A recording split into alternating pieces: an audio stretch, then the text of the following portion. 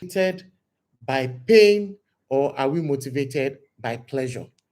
These are the questions that we need to ask ourselves. Do we want to be better mentally? Are we coming from a place where we had a poor mental state and want to be better? Or are we coming from a place where we already have a good mental state and we just want to sustain it? What is the motivation? Because it is the strength of the motivation that determines the power or the punch in our drive. Same applies to our physical life. Whether it's for your looks, whether it's for your shape, whether it's for your weight, what is the motivation for you? Is it a positive motivation? You're looking for something additional, or you're trying to get away from something that is subtraction? What exactly is the motivation for you? These are questions that we need to ask ourselves, because these are the things that it is the toughest thing to do is to be committed.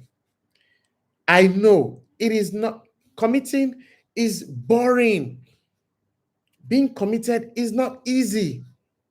Being committed is not convenient.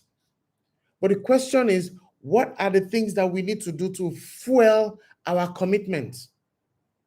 And one of them I'm talking about right now is the choice that we have. And our choices are driven by motivation. What is motivating us? Whether it's your physical life, your mental life, even your spiritual life. I've talked about it here when you're talking about your superior senses. You want to tune out from your natural senses, your sense of sight, hearing, taste, smelling, and feeling. And now want to move into your insight, your instruction, your intuition, your instinct, all those things. How do you tune into your spirit? That's a spiritual goal. What exactly are the motivations driving your quest for a better spiritual life? These are very important. If it's financial, I know every one of us, including myself, we all have financial goals. What is your financial goal? Is it that you're trying to escape poverty or you're trying to add to your riches? What is the motivation for you? Is it a negative motivation or is it a positive motivation? For some of us, the motivation is that right now I am at ground zero and I have no idea what I'm going to do tomorrow. And I need to make sure that I don't find myself in such a terrible space. For some of us, you're okay. In fact, you have money. Your problem is how to spend it. Good for you. But the question is, what is your motivation? Even if it is emotional, what is your motivation? What is the driving force for you? Is it a negative motivation or is it a positive motivation? For those of you that are just joining in, you are free to chime in your comments. And I've also opened the question Q&A portal. Shoot me your questions. We want to deal with things on a practical level today. But the first thing that we are dealing with is we are reminding ourselves of our why. It is very important. We need to remind of ourselves of our why. How strong is our why? Because if you enter, I can tell you for free, many people joined this challenge because they were just like, oh, wow, this guy spoke nice. And he said some things that maybe, I like the way he's speaking, and maybe this challenge is a nice to have, and I get in. And their why is not so strong. And now they said to themselves, you know what? I don't have the time for this. Maybe some other time. And they left. It is good. No hard feelings. Because they're not ready now. They might be ready in the future. But you that are here now, you've done the first 30 days of your accountability. You're in your second 30 days. And you're asking yourself that question, how strong is my why? Accountability partner, what kind of answers have they been giving you? And what kind of responses have you been giving them in return to encourage one another? It is a practical session tonight. Commitment is a very tough nut. And this is the peak of the 7 C's because we are building a hill. You started with clarity, comprehension, capacity. By the time you get to the peak is commitment. That's what we're dealing with today. This is the middle of the ocean. This is the middle of the sea. By the time you go down, that means you have fulfilled commitment. You're now building up into courage and other things that lead to confidence. But you need to commit. Another thing you must know tonight is that the process is the path to promise. I repeat, the process is the path to the promise. It is very important. You can't escape it. It is inevitable, guys. As much as it is difficult, whether it's in sports, whether it's in athletics, in education, whether it's in working out, whatever it is, whether it is in business, in career, it is not easy. But you need to ask yourself, do you want to continue with comfort zone that creates a floor and also creates a ceiling, or do you want to break out of that box and go and get that which you want? Those are the kind of questions you ask yourself. The process is inevitable because it is the path that leads to the promise. That's the next thing I want to talk about tonight. You must embrace the process. A number of you have reached out to me privately to say, doing this thing on a daily basis is not easy. Yes, I know. But nobody promised that success is easy. What you should look at is, that is, what is the PRICE for the PRIZE? Write that down. That is the question you ask yourself. Are you ready to pay the price for the prize? Because every prize comes at a price. It is that simple. You can't escape it. There is no shortcut around it. There is no back door to it. You have to pay the price for the prize. Am I making sense? So you must embrace that process because it is the process that actually makes you a better person. I've been emphasizing from the beginning of the challenge that this challenge is not so much about the goals as it is about yourself. That is why the title of the challenge is The New Me in 100 Days. It is about you. It is about what this thing makes of you. While the goal is trying to work for you, it needs to first work on you. Because until you have become the person that can achieve the things that you want, those things will not come easily. Even if it comes by stumble upon, you might lose it. Another thing I want to talk about is the role of consistency over intensity. If you are in the room and you have any questions about filling your workbook daily or going about any of your challenges daily, I want us to be practical about it. Share with me. Yeah, you can put it in the comment, you can put it in the question, what exactly the issue is, and let's deal with it tonight. Because I want to be sure that everybody is on top of their game in this challenge. Because if after 100 days, we are not the better version of ourselves that we plan to be, then we have actually sliced the 100 days of our life and we've thrown it in the trash. But I believe that is not the plan. That is not the goal for us. So I want us to get into the game and begin to build on how we can be more committed to our goals. So let's talk about consistency over intensity. I've talked about it in some of the sessions before, but I just want to pick on it again.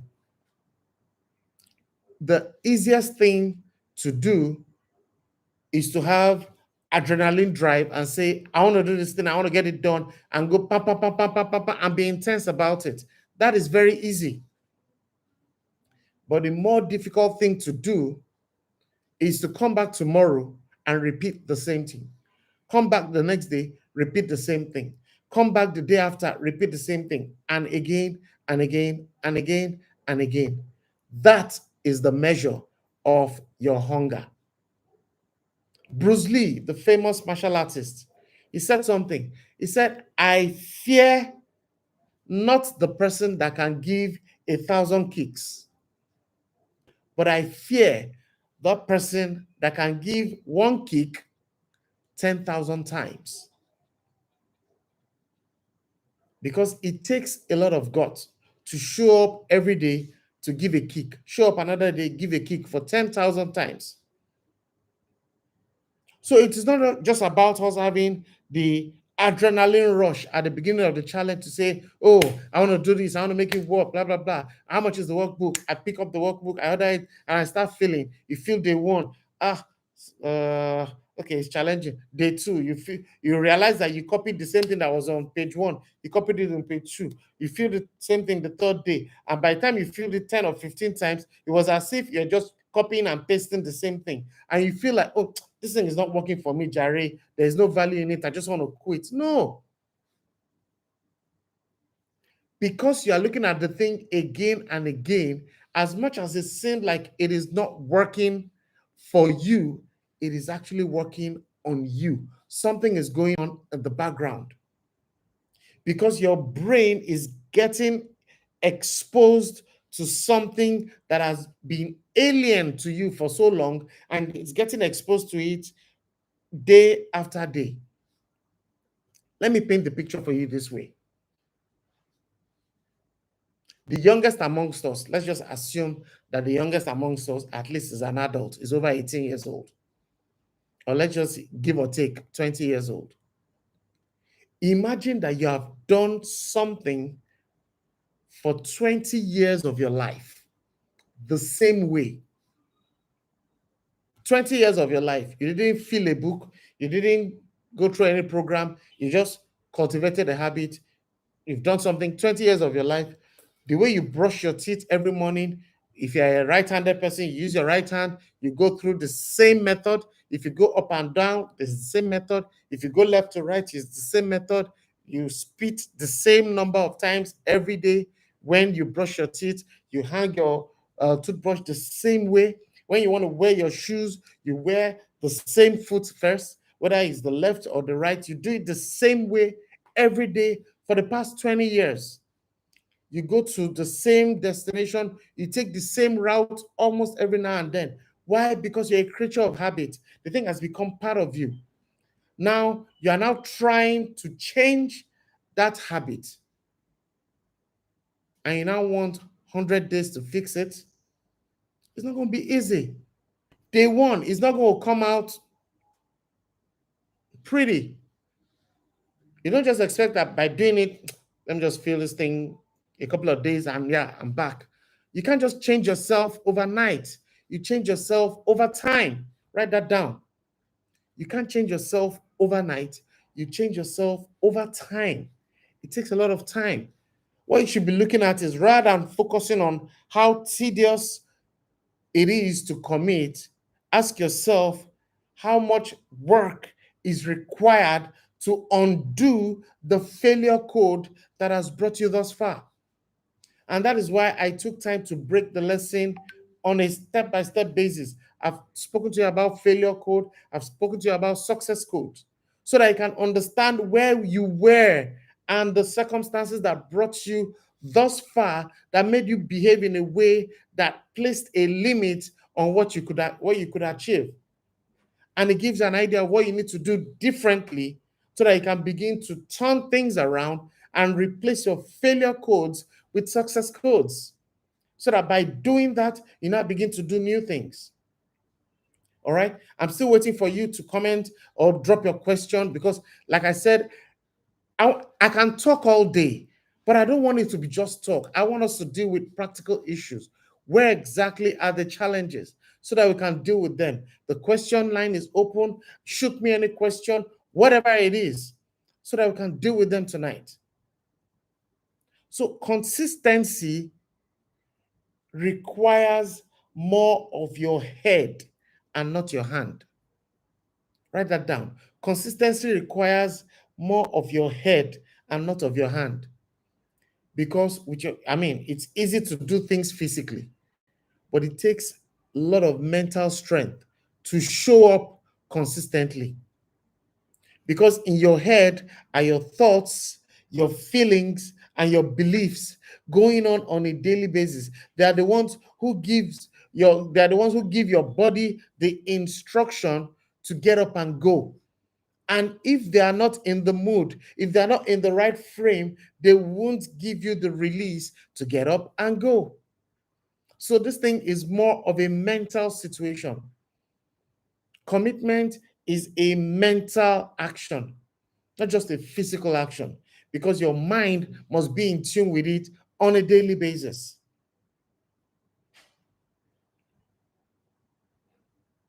Now it's a new month. Last month, some of us couldn't get our workbook. But the question is, what has changed between then and now? Are you still in the same circumstance? Or are you in a better circumstance where you can even say, you know what, I want to do a part payment to this thing because I want to commit to this process? And like I said, it's never too late to get a workbook. A workbook is different from a to-do list. For those that use the workbook, you can tell that it is not something that you can just do with your regular exercise book, because you need something that asks you the questions on a daily basis. You need that thing that presents itself like an accountability partner that asks you questions on your journey. The level of your commitment is measured by the things that you do, the actions that you take, the steps you make.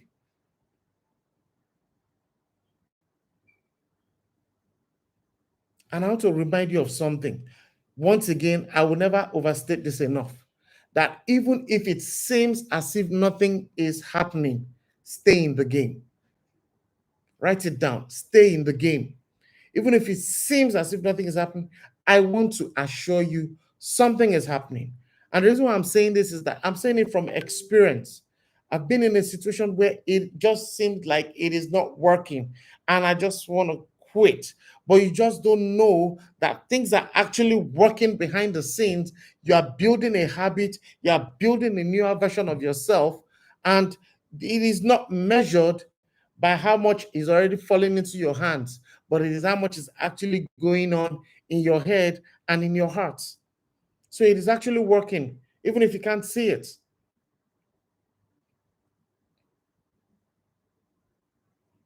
So knowing that you need to commit is not enough.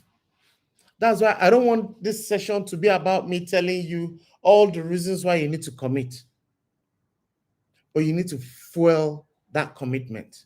Write that down. You need to fuel that commitment. That is the secret. Because I can give you a million reasons why you need to commit. You know those reasons already. You see the goal in front of you.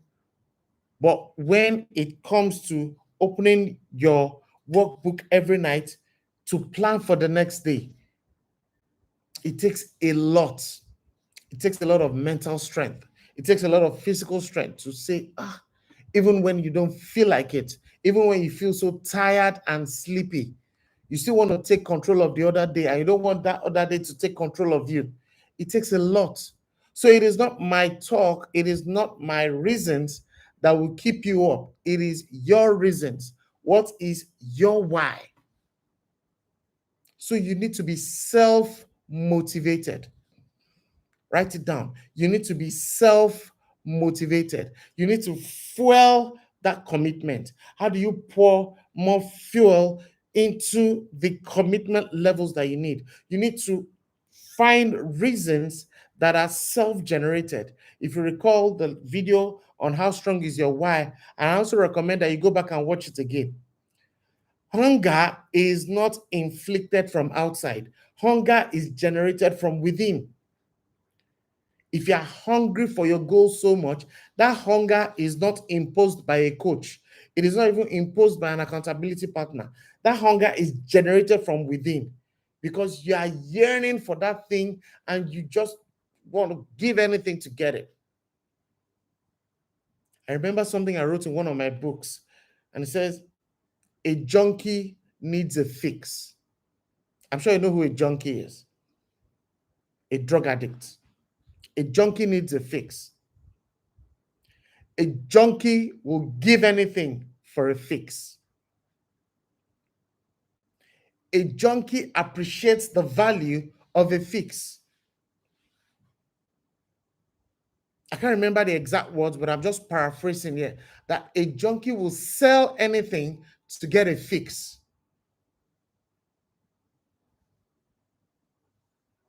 I want you to see yourself as a junkie and see the new you as the fix.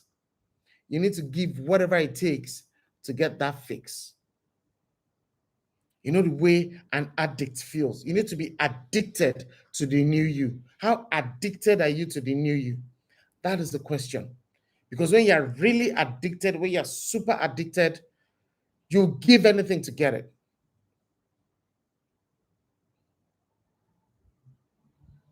I'm here to see questions, and not seeing questions only tell me one thing. It means that everybody is okay and you are fully committed, and you really don't need me to say much about how to commit, how to motivate you or encourage you to be committed, or you don't have any challenges at all. That is what it means.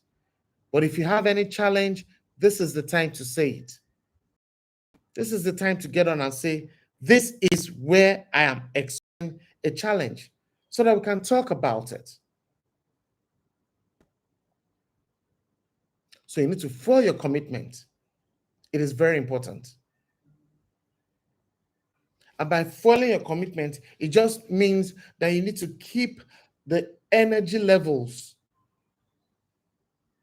You keep it at that same high by creating new neural pathways on a daily basis. We talked about new neural pathways last week. How do you sustain that energy? Because it is easy, just like a graph. It is easy for energy it is easy for energy levels to rise and dip again and again. But how do you keep your energy level up? Because it is not all the time that it is that easy to keep your energy level on a high side.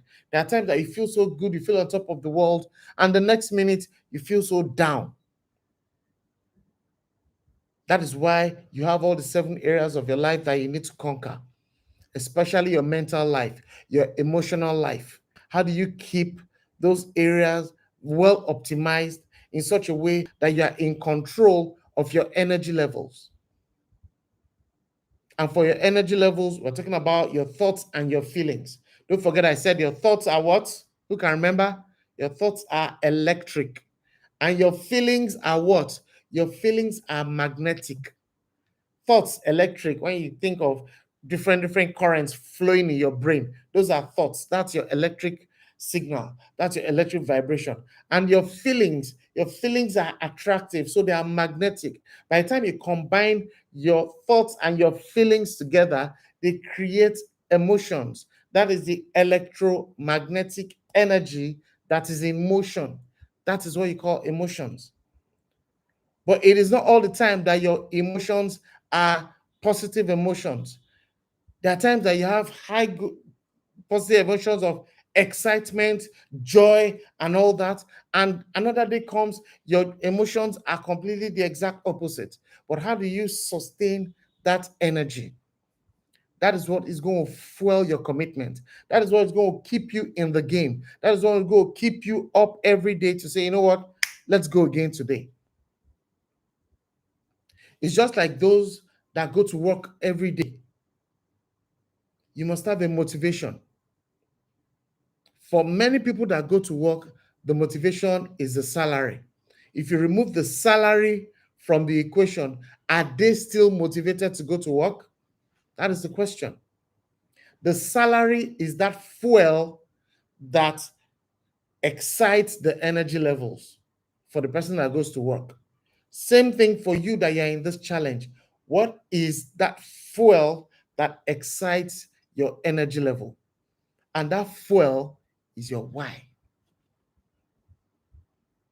So no matter what we do, we always come back to your why. Why do you want the things you want so badly? For some of us, we know where we are coming from. And it is where we are coming from that is actually the fuel that is driving us, that we can't afford to fail.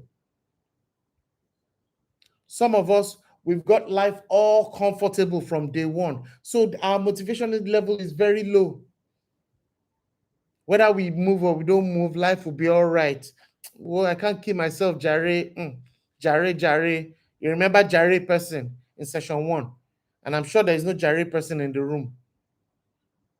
But you ask yourself, what is your motivation? For those of you that are single, what is your motivation?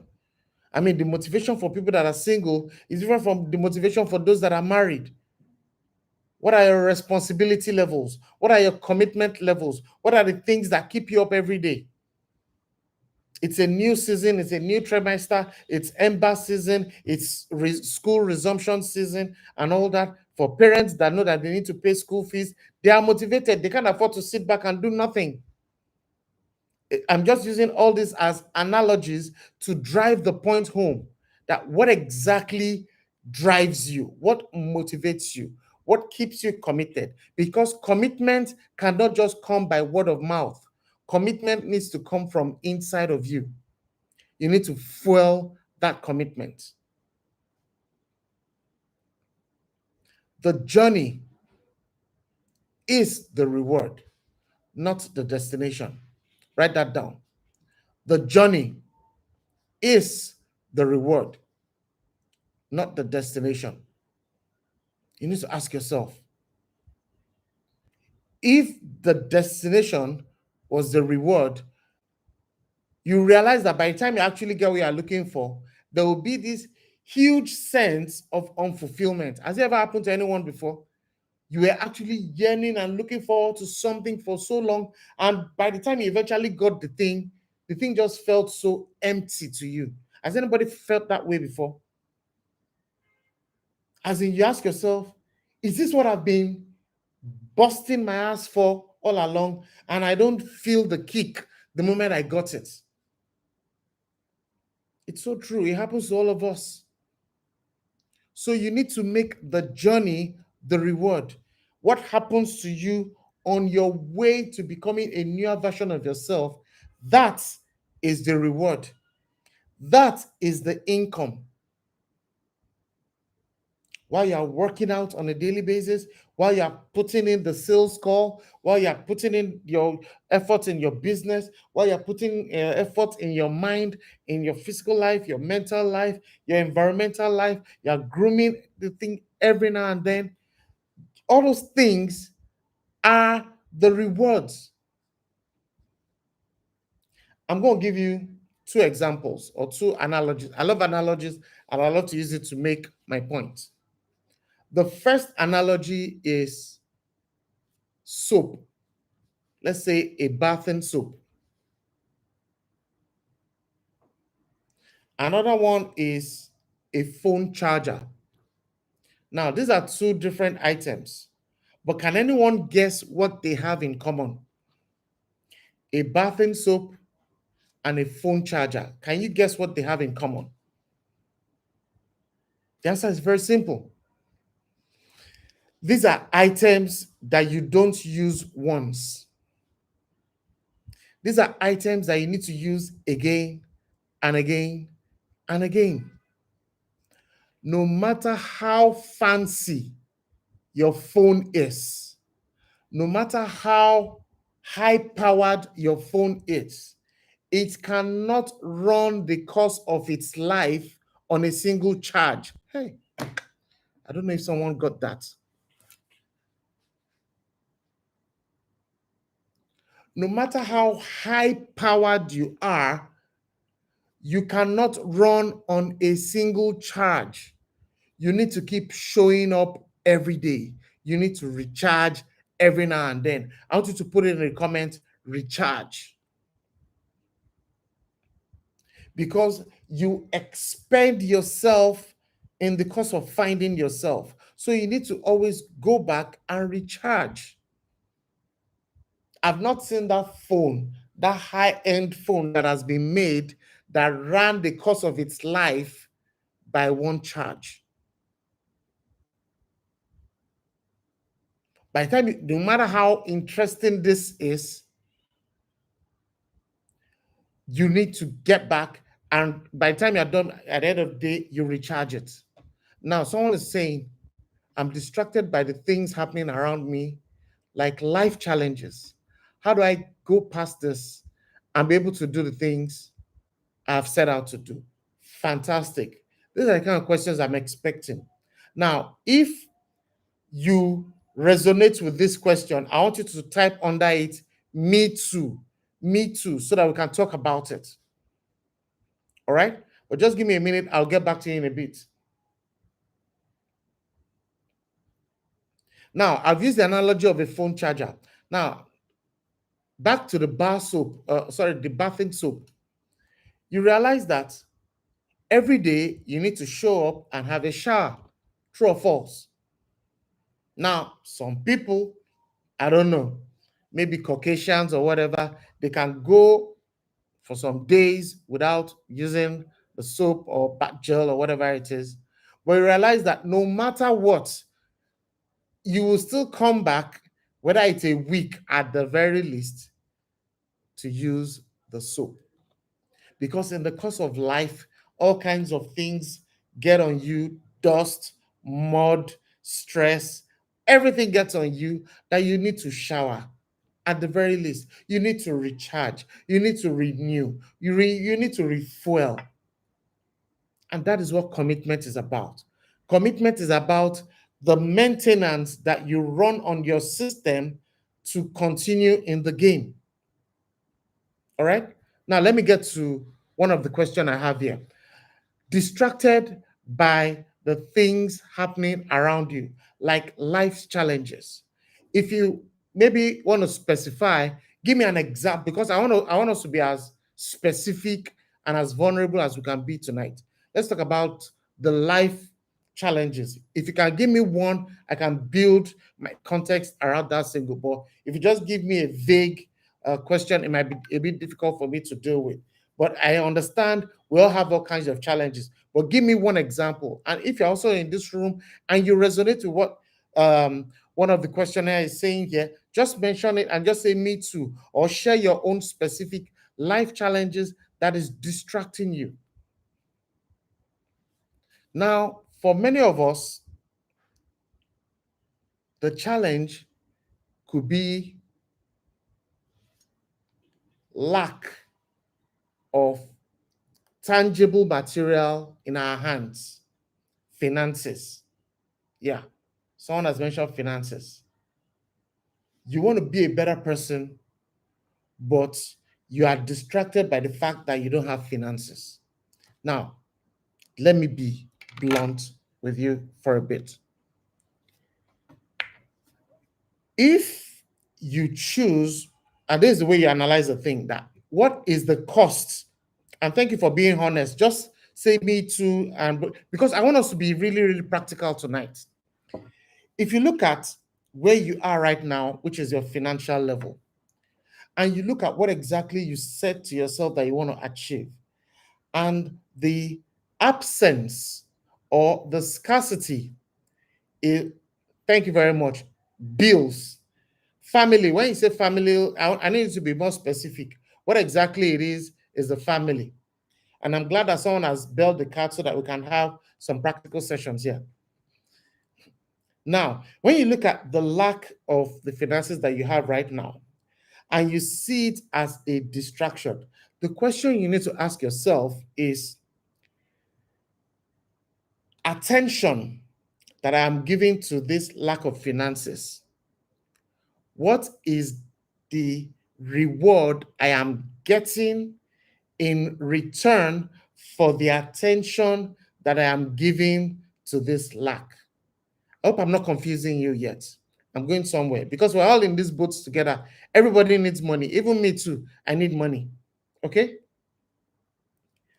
There is lack of finance on this side. There is goals and dreams on this side. And this poses itself to become a distraction. The question that I will ask myself, the logical question will be, My giving attention to this right now, to this lack, what reward am I getting in return? Would I rather give my attention to this lack, or would I give my attention to how I can find a solution to get this out of the way?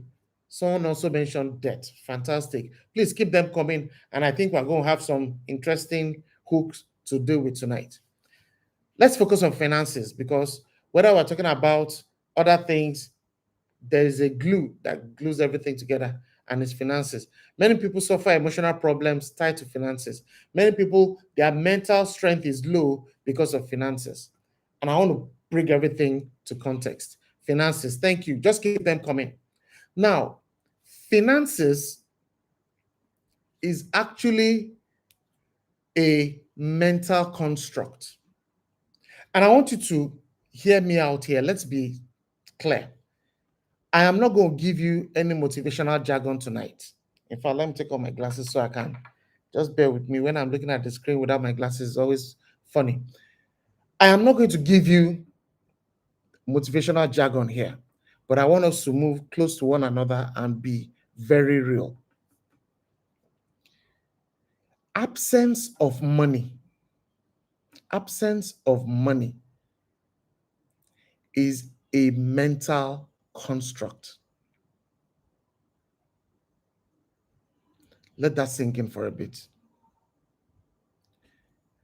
If we look at whatever it is that we've done in our lives that has brought us thus far, we have been made to believe that until there is money in the hand, we can't do the things that money can buy.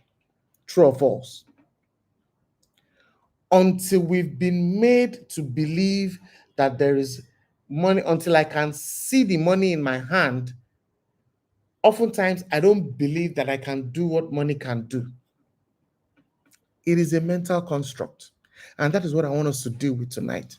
If we can break that mental construct, we can actually open the channel. Finances are peace in discussion making. I don't know if you can help me reconstruct that. I didn't get that. Finances and peace in discussion making. Maybe you can help me rephrase that and write it properly. But let me not get distracted. Let me stay on finances for now.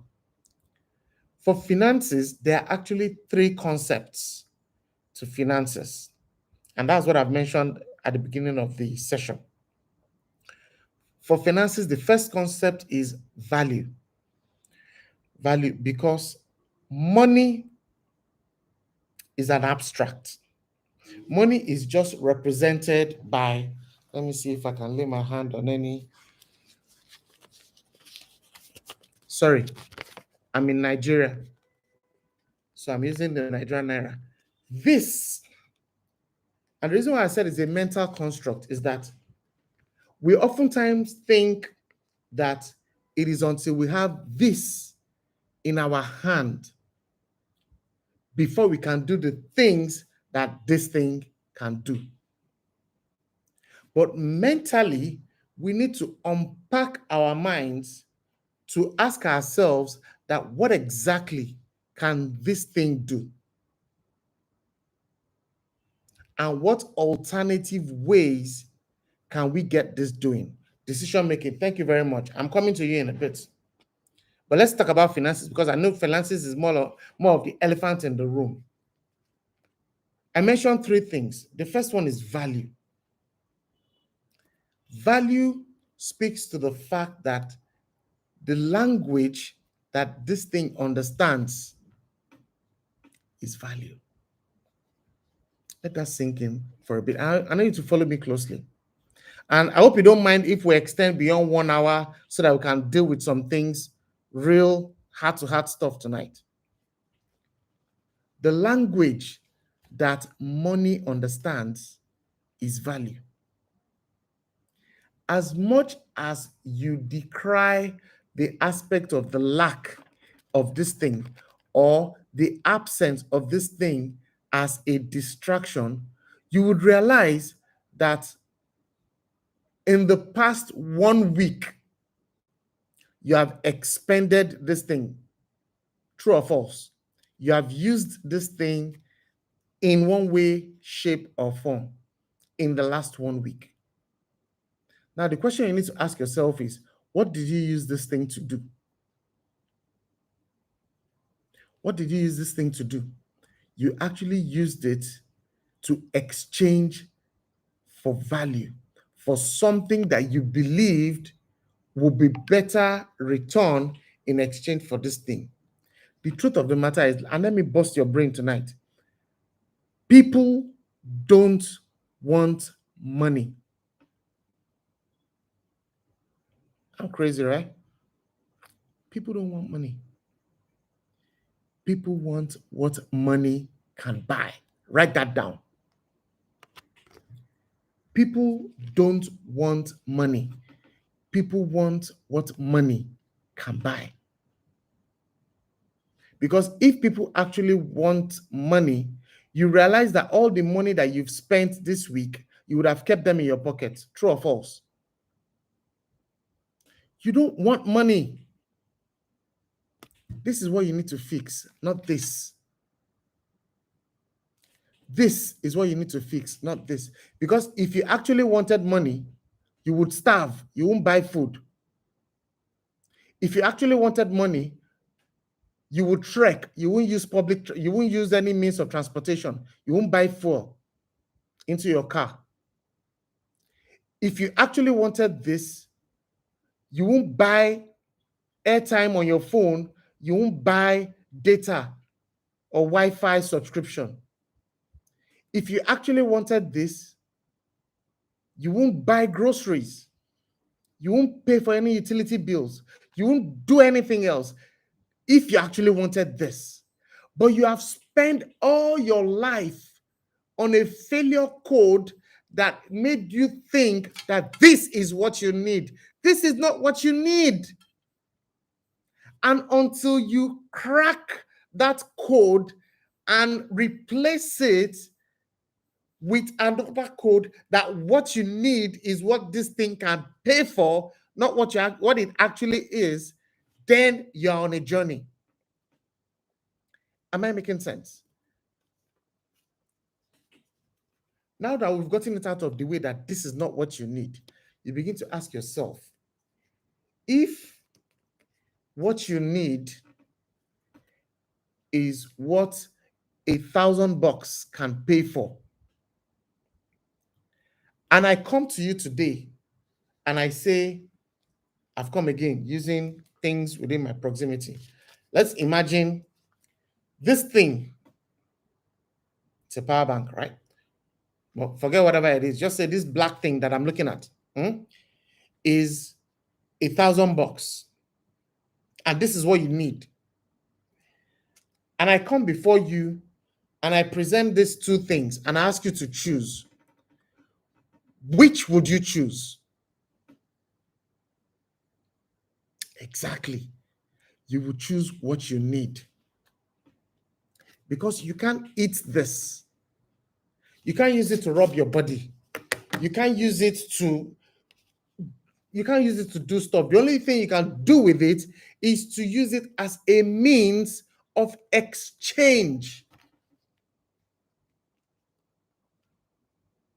I'm going to recommend some resources for you guys, especially for those that really have issues with money as a distraction. And that is the psychology of money. You must understand how money works. Now, the first thing I mentioned is value. This is value. Food is value. Utility bills, value. Transportation, value. Groceries, value. All those things, that's exactly what you want. So don't let this be a distraction. I want you to zoom out for a bit and begin to ask yourself, rather than going for this, what can I do instead to get this? Am I making sense? Look at it now in 3 dimensions. I'm here, this is here, this, what I want is here. You ask yourself, if this is what you want and this is a distraction, is there a way you can bypass this, get it out of the way to get this. That is the way we should be thinking. Even though this is not the core of my training, but I believe it's a challenge that many people are going through, and I want to fix it. My mission, I don't know if I've shared it with anybody before, my mission is to help Africa out of mental and material poverty, one person at a time. And I'm hoping I'll be able to do that with you tonight. That never, beginning from tonight, the 3rd of September, never ever raise this up beyond you in the concept of what you think you need. Now, that might be just one note. And you guys say, this guy don't understand what I'm talking about. I'm talking about rent. I'm talking about millions. I'm talking about 100,000 naira. I'm talking about this guy is showing me 1,000 naira. See, I get you. But let me let you know one thing. It is the way you treat one that you treat all. Write that down. It is the way you treat one that you treat all. What you should focus on is the concept of value. And what is value? That is where we should be going. I wrote a book before COVID, and I'm going to recommend it for those that are yet to get the book. How to boost your sales value. It goes further to explain the concept of value, how you should not focus on money, but focus on value. Everybody has something of value. But having something of value is not enough. Let me quickly school you for 2 minutes on value proposition. Value is not what you say it is. Value is what someone else says it is. I think I started this conversation last week when I was talking about the fact that it is not good for man to be alone. That is why God created a machinery, a system, and structure in place to have 8 billion people on the planet and counting as we are today. The reason is because your money is not in your hand. Your money is in someone else's hand. And money is actually not what you need. You need money because you want to use money to buy what money can pay for. So get money out of the way. Let's just go straight to the point. And what is that thing that money can pay for that you want? Accommodation, transportation, education, bills, groceries, or utility. You want value. So finances is a distraction. What you need is not finances. What you need is value. We have been programmed wrongly to think that what we need is finances. What you actually need is value. So once you've gotten that out of the way, your question should be, what can I give in exchange for value? Now that I mentioned that value is not measured by you, but is measured by the recipient of the value, what you should be asking is, when you see people, ask them, what do you need? What is value to you? Many people, many of us, we are stuck in what we do, and we want to force the world to come and buy what we do. And that's not how life works. Whether you're a career professional, whether you're an entrepreneur, whatever it is you do, don't just sit in your world and expect people to, you want to force people to come and do what you do. You're in real estate, you're saying until people come and buy your house or buy your land, you won't move. You starve. Ask what is the need.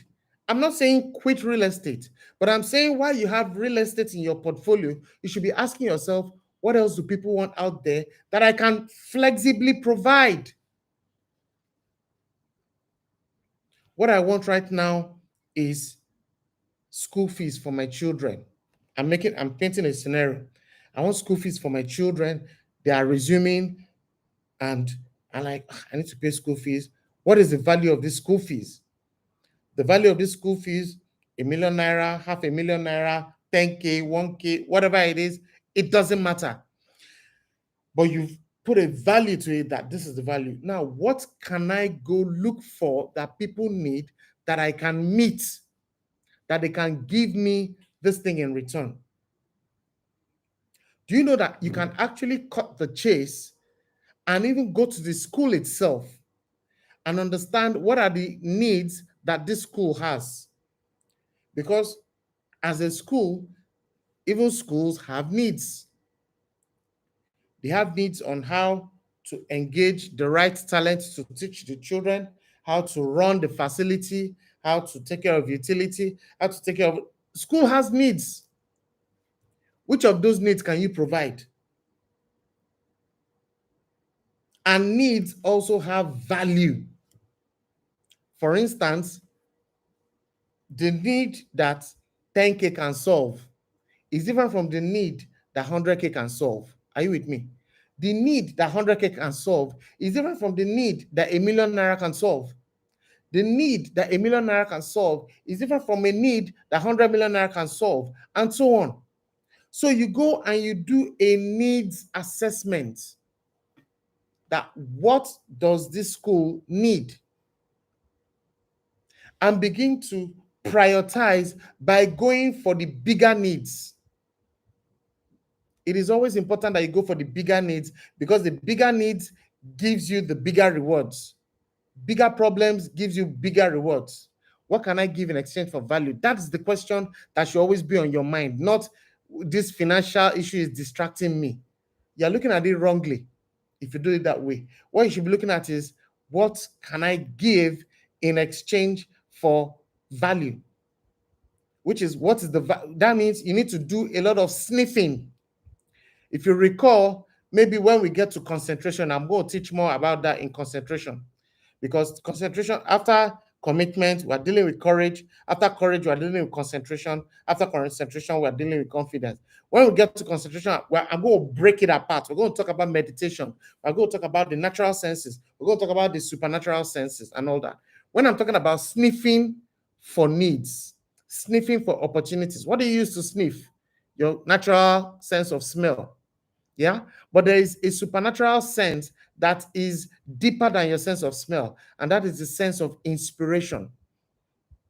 There are ways that you tap into this sense of inspiration. What does inspiration mean? It means to breathe in, inspire, to breathe into something. That means you're now getting that idea direct from God that, okay, this is a need by this school. This school needs to, it's admission season, they need to get as many students in, blah, blah, blah. What can you do to facilitate extra admission into the school? Are you a digital marketer? Are you into marketing? Are you into any form of sales? Are you into any form of machinery that can drive traffic? Can you broker a deal with the school to say, you know what, if I drive in 10 students into this school, can I get a scholarship for my child? It starts with the mind. There's nothing that the mind cannot do. You have been programmed all your life to think that the only way you can get value is to exchange it with cash. But that is not how it has always been. Before money was created, there used to be a concept called trade by barter. Let's go old school, guys. Let's not let our brain be fixed that it is only one direction that you can use to get what you want. This is not what you need, guys. This is not, you don't need money. You need what money can buy. So you need to start reprogramming your mind. And I'm just using school as an example. Same thing with house rent, same thing with everything, to say, you know what can I do to get this thing, that can get this thing, that can get this thing, that can get what I want? It's not all the time that it might be direct barter. There are times that you might need to do triple or multiple layers of barter arrangements. But it starts with sniffing the need. Because there are things, the way God has created all of us, He has created us in such a way that there are things that I can do effortlessly, is free to me. But to someone else, it means the world. Exactly. Go for the bigger need. There are things that it means nothing to me, but it means everything to the world. There are things that, for instance, what I've been doing in this 100 days challenge that I've been doing for free, if I ask you to place a value on it, in fact, let's do that challenge right now. Put it in your comment section and say, if you were actually supposed to pay for this thing, how much would you pay for it? I want to use it. And this is not to distract us to say what is the value of this program, but I want to use it to make an example that whatever figure you put in it, Now ask yourself that if you can do something like that, that is looking like it's almost effortless and it's almost free to you. Now imagine if you are doing it in exchange for money. There are so many things that you can actually do for free that people are willing to pay for that you don't even know yet. They are not even the things that you do on a daily basis, even at the moment.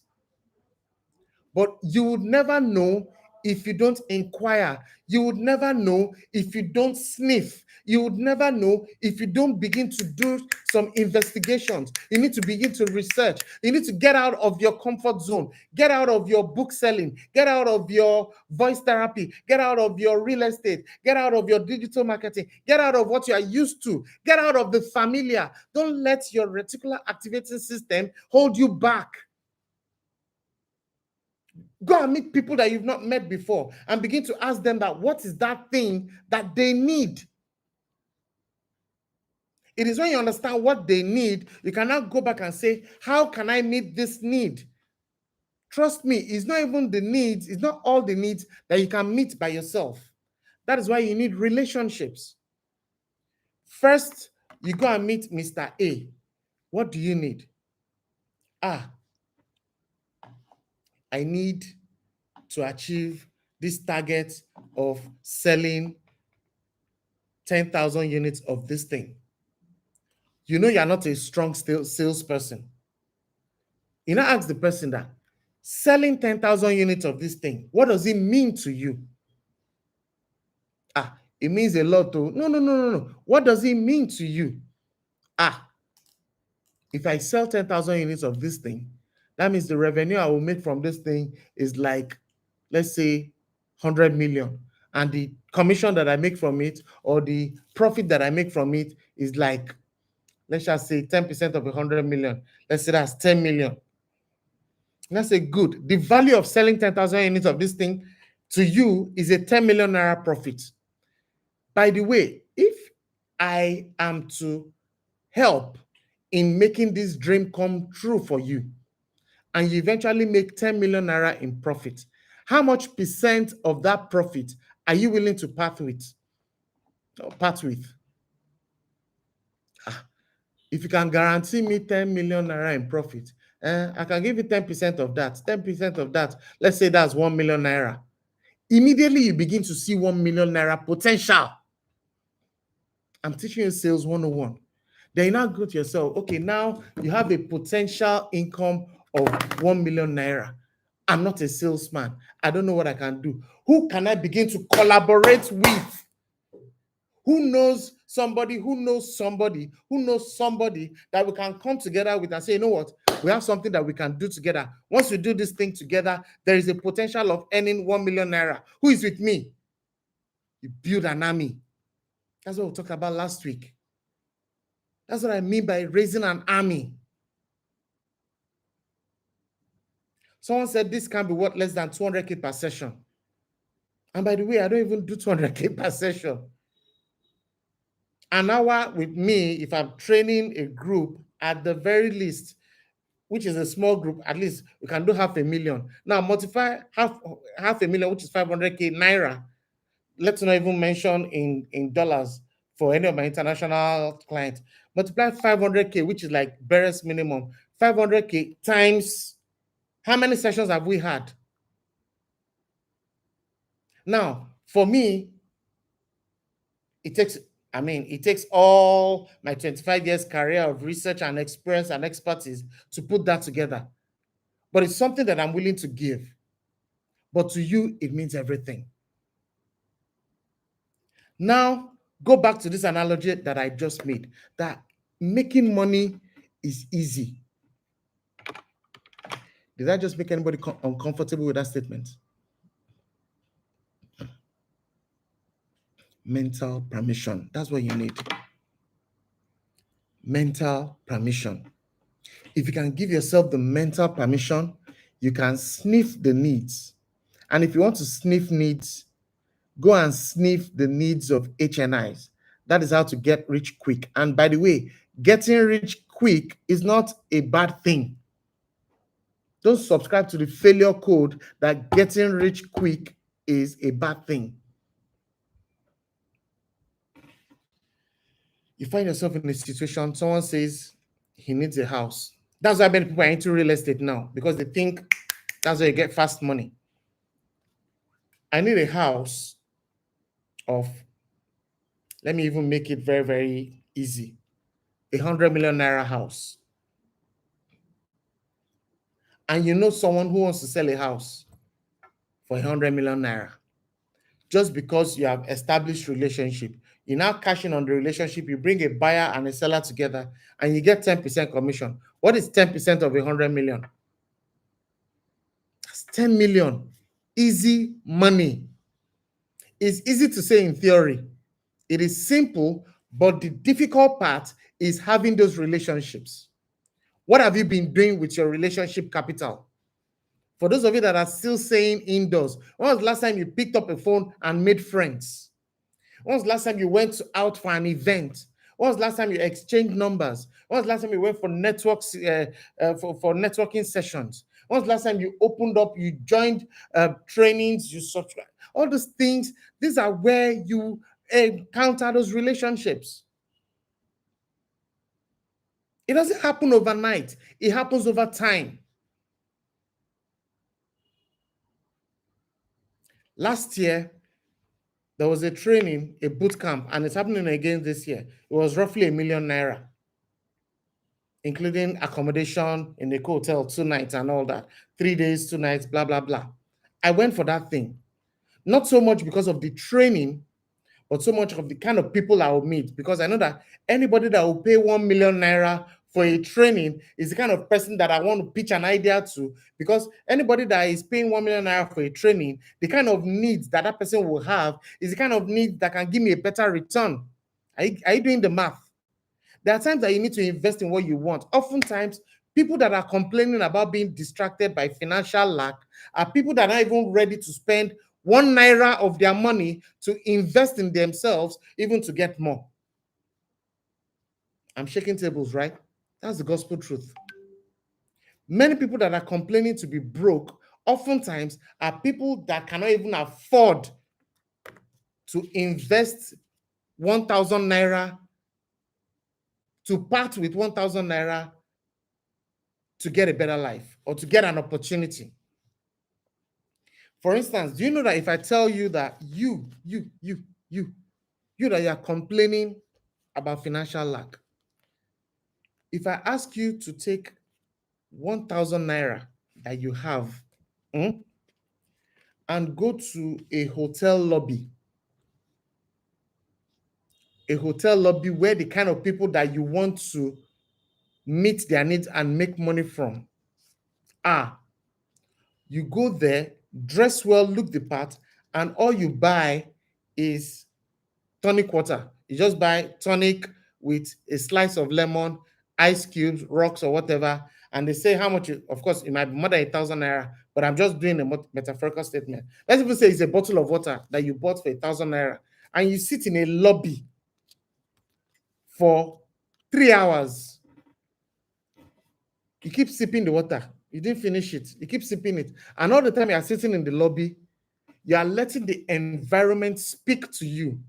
You are letting the environment wash your mind of your nature, your nurture, and your neighborhood, and begin to encode new programs into your head. And you are seeing the kind of people that are going and coming. You have your laptop there, and you are forming like you are busy, and you are doing some office work, and you're just in the lobby. Do you know that sooner or later someone will sit across the table to you and be discussing things, and you guys can just start a conversation, and from there you can just get to know one another. From there you can get to exchange number. Do you know it is possible? But the truth of the matter is, many of us are mentally unable to part with 1,000 naira for the potential opportunity of making 100 times of this figure. Mental permission. I hope I've been able to address finances because I know some people have other areas that we need to touch on in a bit. But the part I want to deal with, I only mentioned one of 3 parts. Number one is value, and I can talk about value for days, for days. But the part that I want you to understand is this is not your problem. Get your mind off money. Money is a tool for exchange. This is not what you need. What you need is value. Go and chase value. If you present yourself as valuable, people will bring money because people don't want to eat their money. People don't want money. People want to part away with money, including you. You don't want money. You get into the bus, you don't want the money. You want to give that conductor the money because what you want is a ride. You go to the filling station, you give, I mean, everybody knows how much is fuel now. For those that are still managing to buy the fuel, you power down the window of your car, you give the guy your card or cash, whatever it is. You don't want that money. You want the thing that money can buy. You want the fuel. So I want you to begin to reprogram your mind that this is not what is distracting you. What is distracting you is the challenge you're already on, which is how can you think of ideas that can create value for you? That is your focus. Because if you focus on this will never come. God doesn't send money. God sends people. Write that down. God doesn't send money. God sends people. And people come by way of difficulty, opportunity, challenges, problems that needs to be solved. Value. That's why value proposition is either from the place of pain or from the place of gain, either motivated negatively or positively. It is when you solve that problem that you get paid. All right? Let's move away from money for a bit. We'll talk about money some other time. Someone also mentioned something. Let me quickly go to it and talked about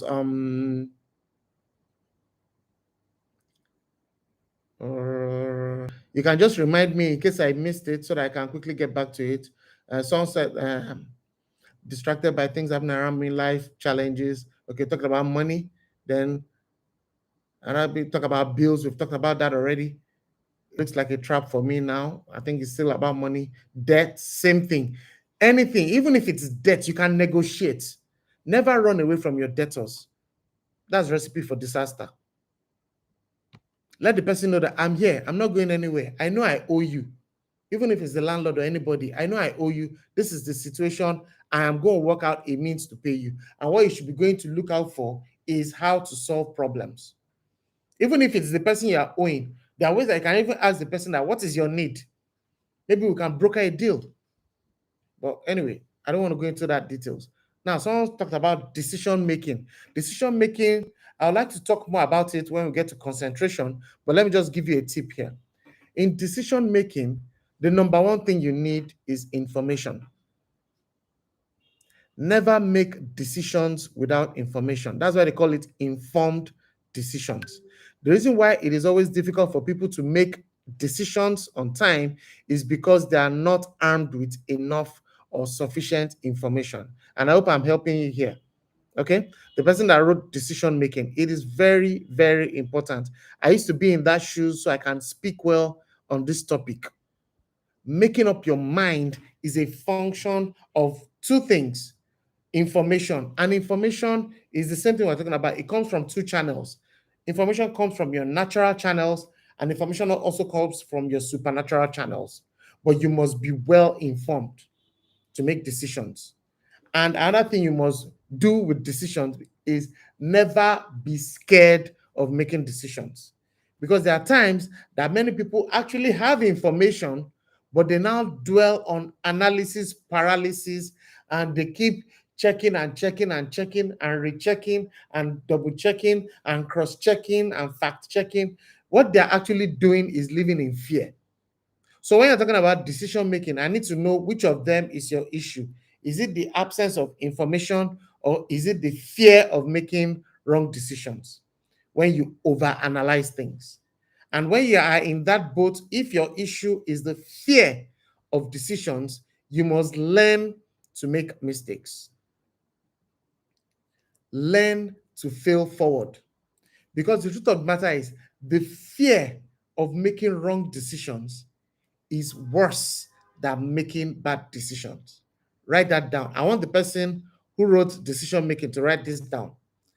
The fear of making wrong decisions is worse than making bad decisions. Write it down.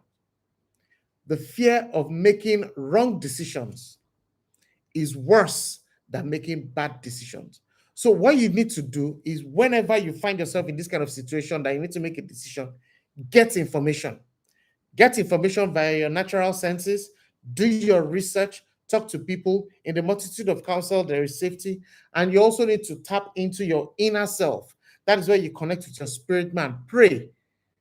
Whatever faith you subscribe to, pray and get inspiration. Because that gift, everybody has it. Everybody has what you call a hunch, an intuition, an instruction, an insight. We all have it. But the question is, how much of it are we activating? There are times that you get some ideas and they completely knock out what you've gotten rationally. They knock it out of the way. Go with your guts. Don't be scared to make a wrong decision. Because you ask yourself, what is the price of the bad decision? You realize that oftentimes the consequence of that bad decision is not even as bad as the fear that we have actually created for it. I'm not saying you should be reckless with your decisions, but I'm saying don't be scared of making bad decisions. By the time you learn to make mistakes and learn to make mistakes early, you realize that you are not scared anymore. That will boost your confidence. Confidence is the last thing we are going to be talking about. And I'm sure by the time we go through these 7 things, all of us are going to be so fully armed, so charged, and so empowered to go and conquer the world. But we'll get to confidence in due time. We'll get to concentration in due time. Today, we're dealing with commitment. And I want to just get all the hurdles that set you back with regards to commitment. I want to get them out of the way. As far as decision making is concerned, number 1, arm yourself with information. Number 2, don't be scared of making decisions. Make the decision anyway, and whatever happens, let it happen. Because whenever life happens, life brings you a blessing and a lesson. If you make the decision, even with all the information that you have, and you don't get it right, learn from it. Life presents you keys before locks. That lesson is useful in the future. It is not to condemn you. It is not to erode your self-confidence. It's not to make you feel that you're very poor at making decisions. No. There are times that even the best of analytics, go and ask auditors, go and ask all these technocrats. There are times that they have all the sound analysis and they still fail, but they still learn from it. So never be scared of making bad decisions. All right. And that applies to, okay, I think a couple of people have written decision making. And I hope I've been able to answer that question very well. And if at any point you still need clarification after this session, reach out to me privately and we can talk about it some more. Okay. Peace in decision making. I think we've discussed that decision making. Any other? If I've missed any of the things that you want me to talk on, quickly put it down in the comments or in the question and answer so we can address it. Okay. I'm going through your comments now just to be sure that I've been able to touch on most of the things that we're talking about here. Okay. My challenge is staying consistent. Fantastic. I get distracted easily because of the things around me. I lack focus. Good. Now, for this, it is also similar to something I've said before, which is before you let the things that distract you, first is you need to draw out your sense of why. Why are you doing this? What do you want to achieve? Once you list out all those things that you want to achieve, that is where you should focus your attention on. There's a saying that says, where attention goes, energy flows. Where attention goes, energy flows. Please write that down. And what this simply means is that you actually have the power to channel your attention. You have your conscious mind, you have your subconscious mind, you have your unconscious mind. Those are the three channels of your mind. Then you now have different ways which you get information. Your natural senses, your eyes, your ears, your nose, your tongue, your skin. Use that to get information. And you also get information from within you, revelation and all that. By the time you look at all that, you ask yourself, what do I want to focus on? What do I want to pay attention to? Do I want to focus on my goals, or do I want to focus on my setbacks? And the truth of the matter is, don't let anybody deceive you. You actually have the power to focus. It just needs to be activated. It needs to be practiced.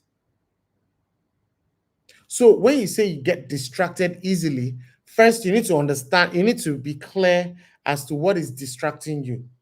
That's why I wanted the questions to be as specific as possible and as clear as possible so that it can help us provide the right answers. But when you're talking about focus or you're talking about distractions, you need to anchor on something, because there's a saying that says, if you don't stand for something, you'll fall for anything.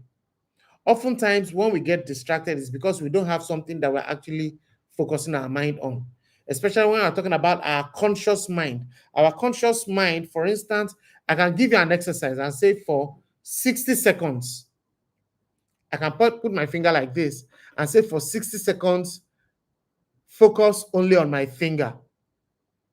You can do that as an exercise. Just look at that finger and focus on that finger. You realize that in the course of 60 seconds, your mind would have gone to a million places, even though your eyes are on that finger. What you now need to do is, as your mind is drifting, it is your job to be bringing it back to the finger.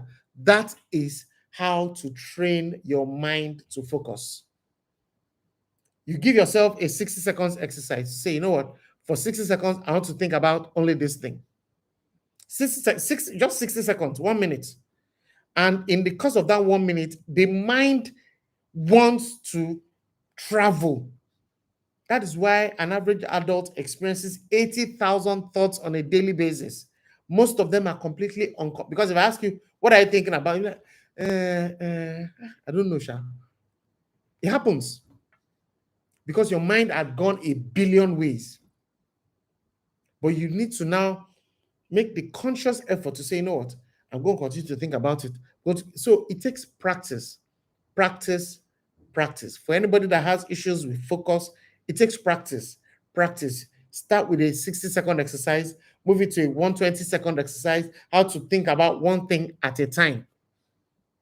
But there must be something you're thinking about, because if you don't channel your attention towards something, if you leave your mind to a default setting, it will go in multiple ways.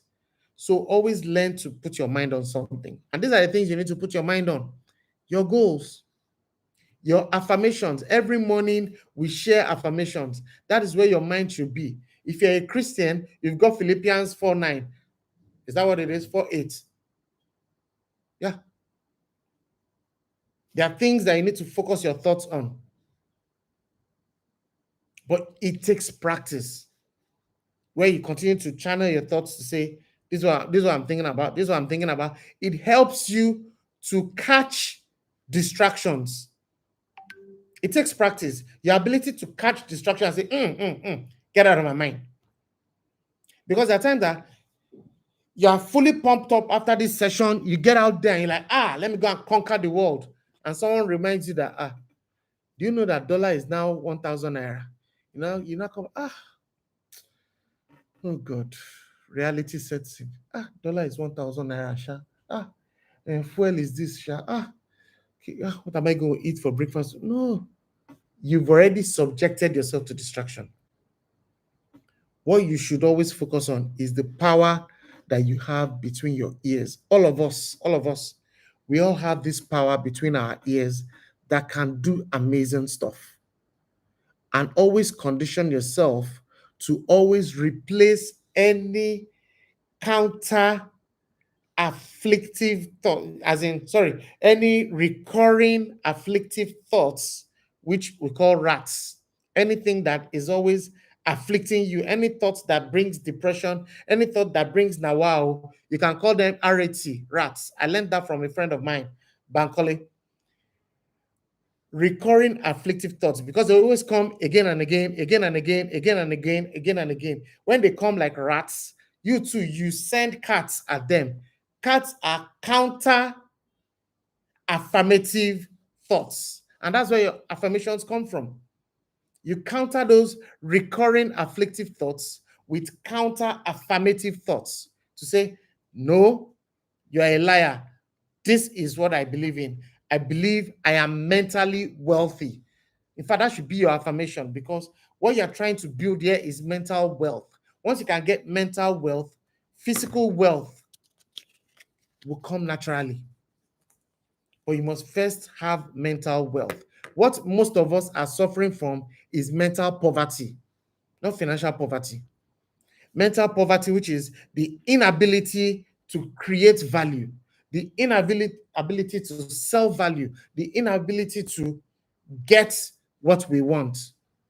Many of us don't even know that we have the power of trading our ideas for cars, trading our ideas for houses, trading our ideas for the things that we are actually looking for. And we are thinking that it is until they pay us in cash before you can move. No, that is hard work. You need to move from hard work to smart work, and you need to move from smart work to network. I've taught you these things. They must sound theoretical, but that is my life. That's what I practice. If you are still living in the manual method of doing things, that it is until you get money before you can pay for what you want, then you're going to get rich slow, and it will take you forever to get where you're going. But you need to upgrade from hard work to smart work, where you keep your focus tight, you automate things, you let little things take anybody that brings any gist that is not adding to your life.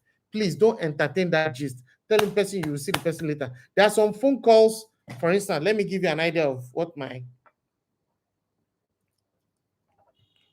this is my WhatsApp, right? Can everybody see my WhatsApp? You can see all this side, blue, blue, blue, unread messages, unread messages, unread messages.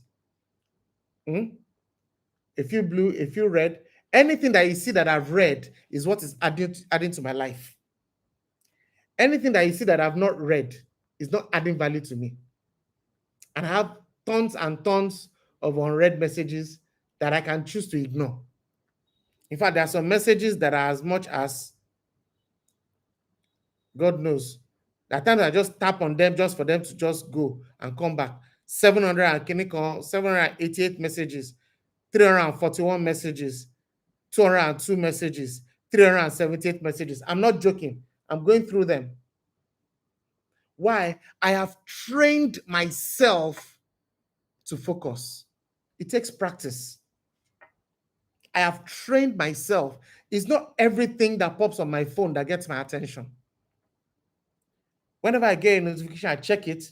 And from the notification, I can tell if this thing is going to add value to me or not. If it's not going to add value to me, I don't pay attention to it. And the only reason, see, I pinned this group just because I am giving it attention. And because I'm giving it for free. But it's not everybody that I'm paying attention to. You can do the same. Get your life back. Write it down. I'm getting my life back. Write it down.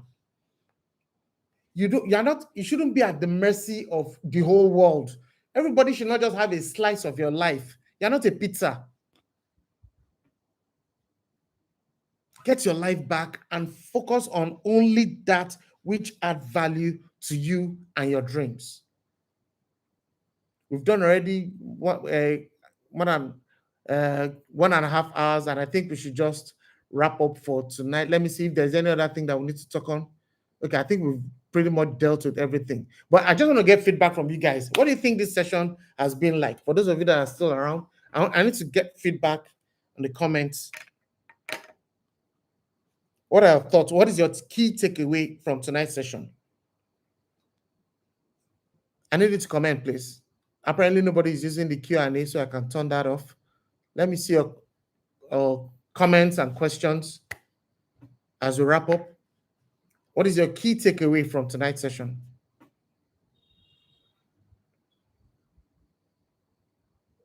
Okay. So where attention goes, energy flows.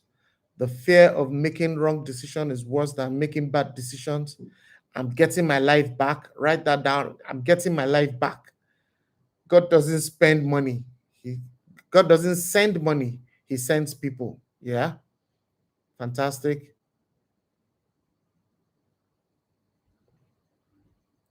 You need to be self-motivated. Yes. When we get to courage, I think we're dealing with courage next week. I'll talk about self-motivation next week when we're talking about courage. Yeah. I need to hear more from you guys as we wrap up for the night. What are your key takeaways from tonight's session?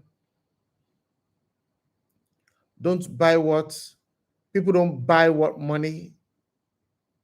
Okay, people don't want money, but what money can buy. Fantastic. Yeah. Learn to give value all the time. Fantastic. Recharge. Yes, that's a nice one. Enjoy the journey is the reward, not the destination. Yeah. You need to be self-motivated, fuel that commitment, stay in the game. Something is happening. Consistency requires more of your head than your hands. You change over time, not overnight. Consistency over intensity. What is the price of your prize? Yes. The process is the path to your promise. What is motivating you? Yeah, fantastic. Please keep them coming. Yeah, keep them coming. Increase your value level. Getting my life, yes, back. You must practice. You must focus on you. Yes, I will place more value on myself and relationship with others. Fantastic. Amazing, awesome session. Katie, I don't need money. Yeah, you don't need money. You need what money can buy. So go straight for the jugular and stop backing at the wrong tree. Key takeaway, yes, explore opportunities, not money. Thank you very much. Explore opportunities. Opportunities are more important than money. You don't need money. Money is just paper. It's just a token. It's just a tool of trade. There are so many things that you can use as tools of trade, and those things are in this bank. They're in this data bank between your ears. All right. So thank you so much for this time right now. And I want you to get back on WhatsApp, what you've written here, which is I am taking my life back. I am getting my life back. Get on WhatsApp, and I want you to populate the group with that statement. I am getting my life back. Yeah.